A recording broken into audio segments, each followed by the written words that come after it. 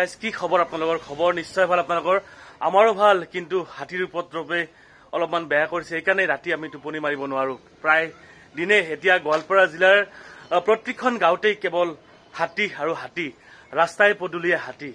ভাঙিছে ঘৰ মাৰিছে মানুহ খাইছে বছৰকীয়া পেটৰ ভাত তো বহুত এই কথাবিলাক বহুত দুখেৰে কৈ আছো গাইজ কথাবিলাক অলপ মন দি শুনিব আৰু যিসকলে সেই পৰিৱেশত থকা নাই ন আপোনালোকে এই পৰিৱেশটো বুজি নাপায় তো আমাৰ যিটো দুখ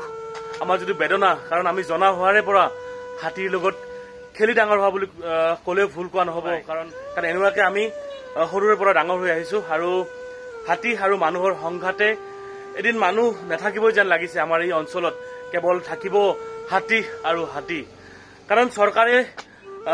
ফৰেষ্ট অফিচাৰ বা ফৰেষ্ট গাৰ্ড পঠাইছে কিন্তু তাৰ অনুপাতে হাতীৰ সংখ্যাটো বেছি তো সেইকাৰণেই হাতীখিনিক কণ্ট্ৰল কৰিব পৰা নাই আমাৰ বনা অঞ্চলৰ পৰা জনা অঞ্চল আহি আমাক ক্ষতি সাধন কৰিছে বা আমাৰ খেতিসমূহ খাইছে আমাৰ ঘৰসমূহ ভাঙিছে তো যোৱা নিশা হোৱা ঘটনা এটা আপোনালোকক মই দেখুৱাবলৈ গৈ আছো খুব দুখজনক কাৰণ সেই মানুহজনে হাজিৰা কৰি খায় আৰু সেই মানুহজনৰ যিখিনি বছৰীয়া ধান আছিলে তো সকলোখিনি খাই শেষ কৰি দিছে তো বলকচোন আজিৰ ভিডিঅ' মই আৰম্ভ কৰিছো আৰু এই ভিডিঅ'টো চাই আপোনালোকে কি বুজিব পাৰে কি আপোনালোকক মই দিব পাৰো সেয়া নাজানো কিন্তু মই এটা কথা চৰকাৰক অনুৰোধ জনাও আপোনালোকে যিমান পাৰে সোনকালে এটা সুব্যৱস্থা লওক কাৰণ হাতীবোৰ যিহেতু আমাৰ চৰকাৰৰ হয় আৰু হাতীবোৰৰ পৰা মই এটা বস্তু নাজানো হাতীবোৰৰ পৰা আমাৰ লাভ কি হৈছে সেই হাতীবোৰে আমাক কিনো লাভ দিয়ে মই সেইটো বুজি নাপাওঁ কাৰণ এই কাৰণে কৈছো মই কাৰণ আমি হাতীৰ লগত যুঁজি আহিছো যে কাৰণ আমাৰ অলপ দুখ লাগে এতিয়া আৰু কাৰণ আমি হাতী দেখিলে হাতী আমি পূজা কৰো গণেশ বাবাক পূজা কৰো কিন্তু পূজা কৰিলেও মানে কৰবাত এতিয়া দুখ লগা হৈছে নিশা হোৱা ঘটনা এটা আপোনালোকক মই দেখুৱাবলৈ লৈ গৈছো বলক দেৰি নকৰো আজিৰ ভিডিঅ' মই আৰম্ভ কৰিছো বহুত দুখেৰে তো গাইজ সেয়াই হ'ল গোৱালপাৰা জিলাৰ মাটিয়া ৰাজহ চক্ৰৰ অন্তৰ্গত কাৰিপাৰা ভাটিপাৰা গাঁও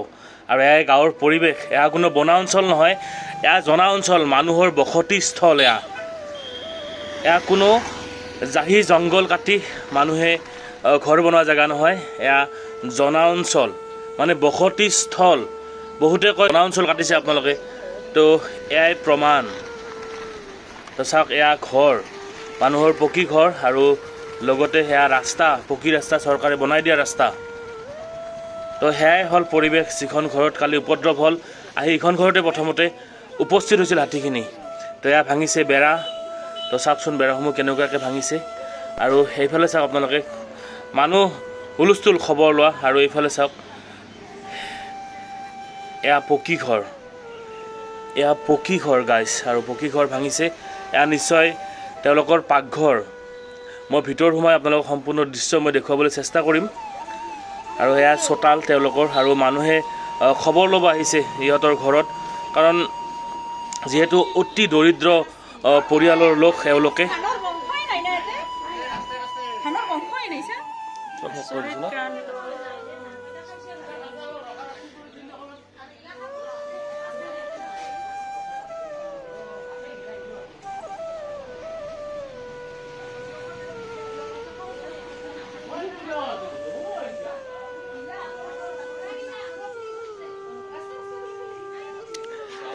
এয়াই দুৰ্ভগীয়া পৰিয়ালটো যি পৰিয়ালৰ এয়া হস্তীয়ে ঘৰ ভাঙিছে আৰু এখেত হ'ল গৃহস্থ কিমান টাইমত আহিছিলে কালি হাতী 2টা বজাত আহিছিলে হয় আহি কেনে ভাঙিছে আপোনালোকে গম পাই আছিল ফাৰ্ষ্টত খিৰকি ভাঙিছে খিৰকি ইয়াতে ধানৰ বস্তা আছিল হয় ধান ইয়াৰ ভাঙি দিছে ধানৰ বস্তা দেখা পাই হয় দুৱাৰখন ভাঙি দিছে দি ইয়াৰ পৰা ধানৰ বস্তা ৰাস্তাত খাইছে আৰু কিছুমান ধানৰ বস্তা লৈ দিছে ৰাস্তাই গোটেই ধান পৰি গৈছে বহুত দূৰক লাগি কোনটো ঘৰ ভাঙিব খুজিছিলে দৰ্জাবিলাক ভাঙিছে দৰ্জাবিলাক ভাঙছে আমি হাত লগাইছো এয়া ভাঙছে নেকি এইখন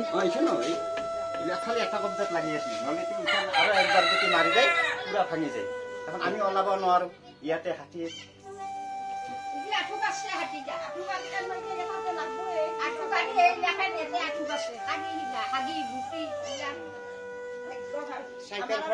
চাইকেলখনো বেন কৰি থৈ দিছে চাইকেলখনো দেখাবচোন মোক চাইকেলখন ক'ত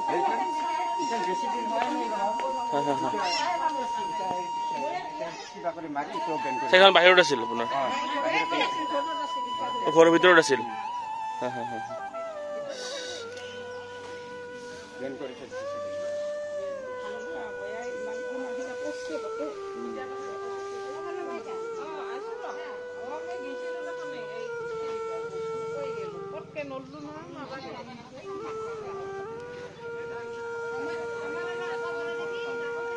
আৰু কাৰিপাৰাৰ পৰা আহি সেয়া হ'ল